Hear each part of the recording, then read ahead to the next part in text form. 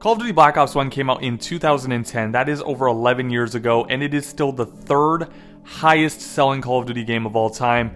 There's 3 reasons why. It had a fantastic campaign, an unbelievable multiplayer, and a phenomenal zombies mode. Let's talk about each of those. Now, obviously everybody's buying the Call of Duty games for the multiplayer, that's just common sense, but that does not mean that these games don't have great single-player campaigns. Black Ops 1 is the perfect example.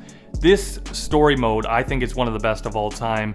Not just in Call of Duty, but maybe of gaming history. That's definitely a stretch, and I'm definitely over-exaggerating. But it's really good, okay? It's really good, just trust me. If you haven't played it, go play it.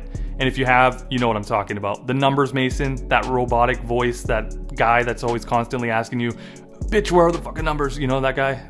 Mason, where are the fucking numbers? What do you want from me? You want the numbers, Mason. That's all we've ever wanted. Mason, for the last time, where is the numbers? That fucking guy, holy, I still hear his voice every time I go to sleep at night.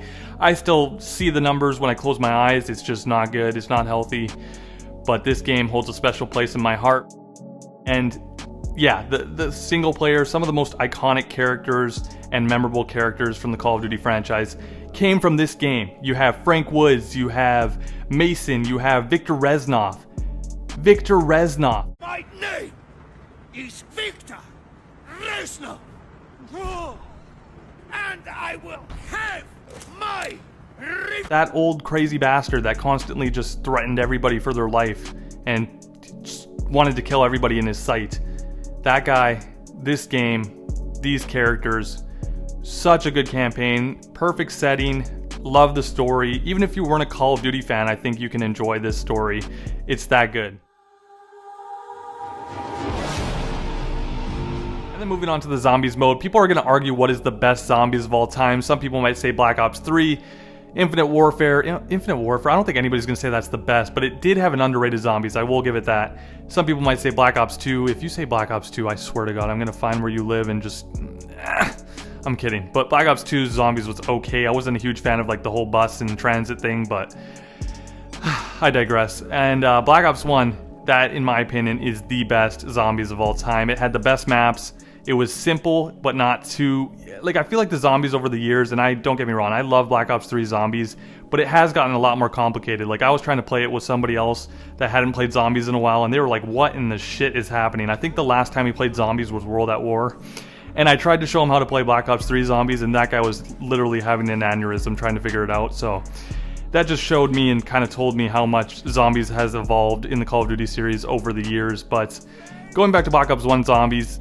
Like I said, I think Black Ops 1 overall has the best maps. Like, every single map for the zombies in this game was good. Not even kidding. You start off with Kino, which is a legendary map. You also got 5, which is my personal favorite zombies map ever. You guys still remember that guy, that crazy motherfucker that would chase you after a certain amount of rounds and try to tickle your ball sack and steal your weapons? That guy still gives me the heebie-jeebies to this day thinking about him. And then... yeah, so World at War was the first game in the Call of Duty franchise that had zombies, and can you guys believe this? For all you kids out there, you actually had to beat the campaign in World at War just to unlock the zombies. I know that sounds like a myth, it was a real thing, and even the DLC maps, I'm not a huge advocate of DLCs or even buying them, especially nowadays. Some of the most recent Call of Duty games, I don't know how good the DLCs were for that, but I can tell you this, back in the day, they actually released quality DLCs. Like 90% of the maps that you would get in the DLC packs were actually good from a multiplayer standpoint, and then the zombies, they would always do like 4 multiplayer maps and then there would be 1 zombies map incorporated in there. And yeah, the zombies maps for this game, like I said, you got Shangri-La as one of the DLC maps, you got Ascension, you have Call of the Dead, and then you have the Moon. The settings for all of these were great. Starting off with Ascension, started off in black and white, just really innovative ideas, and then eventually you had to turn the power on, or you had to do something, and basically the color would come back on the screen. I forgot what you had to do. But then you had Call of the Dead, which was like a movie set or something, and there's this guy, director, that was trying to eat you alive on the map. Really cool setting in the snow. And moving on to Shangri-La. Shangri-La was like a jungle setting, and I remember that map pack came out in the spring, or like right before summer, so perfect setting for the time. And then you had the moon, of course. Do I even have to mention? The moon takes place on the moon. That's just a given.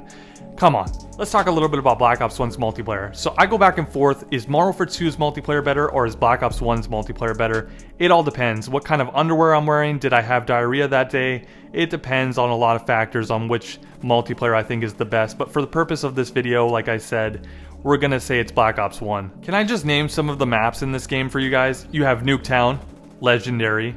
Obviously, it's been put into every Call of Duty game that you can think of since then, and some people don't like it anymore. But at the time, it was really, really just amazing. You can't dispute it. And then you have Firing Range, another map that's been put into other Call of Duty games. And let me just say this. Why are they bringing back some of these maps that first debuted in Black Ops 1? Why are they bringing back Nuketown so many times? Why are they bringing back Firing Range so many times? Because they were so good. That's why they keep doing it. They keep bringing it back because they know we liked it. Now it's kind of starting to get a little bit repetitive, but this game, these are where all these maps first started. Summit, another game that's been put into Warzone at a time. It's been brought back a few times. These games all first had their debut in Black Ops 1. That's what I'm trying to get to you guys. That's the point I'm trying to get across. So many good maps in this game. I could keep going down the list. You had WMD, which is also brought back as I stutter and almost have a stroke trying to say it. It's also been brought back to Cold War. See, like, they keep going back to Black Ops 1 and trying to bring all these maps back. Why don't they just remaster this fucking game? Just stop bringing the maps back and remaster it. The whole entire game. That's what we all want. You had Havana, you had Grid, and this is one of the Call of Duty games where, like, any map could pretty much come up and I didn't really mind playing it. Whereas nowadays, I'm like hoping and praying that I don't get certain maps. Back in the day, these Call of Duty games had such good maps that, like, there was barely any maps that you didn't really want to play or you just despised. For the most part, 90% of the maps were good in the older Call of Duty games. And yeah, we definitely took that for granted. And talking a little bit about customization, this was the first Call of Duty game that actually let you make your own emblem. So you could customize it to however you wanted, to whatever you wanted it to say. I did a few inappropriate ones and I got my Xbox account banned a few times, but yeah, it was just a lot of fun, a really cool idea to do that. And then even like your weapons, the gold camo in this game was so sexy. Like, it's easily the sexiest camo of all time in Call of Duty. And there was COD points. You basically had to play matches and you could earn COD points, and you could do contracts to earn COD points. And with those COD points, you could basically take them and you could unlock camos. You could unlock more things to do with your emblem or your title. There was also new modes. The modes in this, do you guys remember, like, one in the chamber? Is basically, if you don't know what that is, you start off with a pistol, you have one bullet, and you have to use it, you know, to kill somebody, and if you kill them, you get their bullet, or you can knife them, and it's just really fun. You could basically gamble. So with your COD points, you could go and play one in the chamber. You could bet like 10,000 COD points, and if you win that game, you get like a certain amount of COD points back. And then I think it was like 50,000 COD points to unlock gold camo. So I was basically just in one in the chamber lobbies, or I was betting all my COD points and trying to get all this COD points back so I could go and unlock gold camo for all my weapons.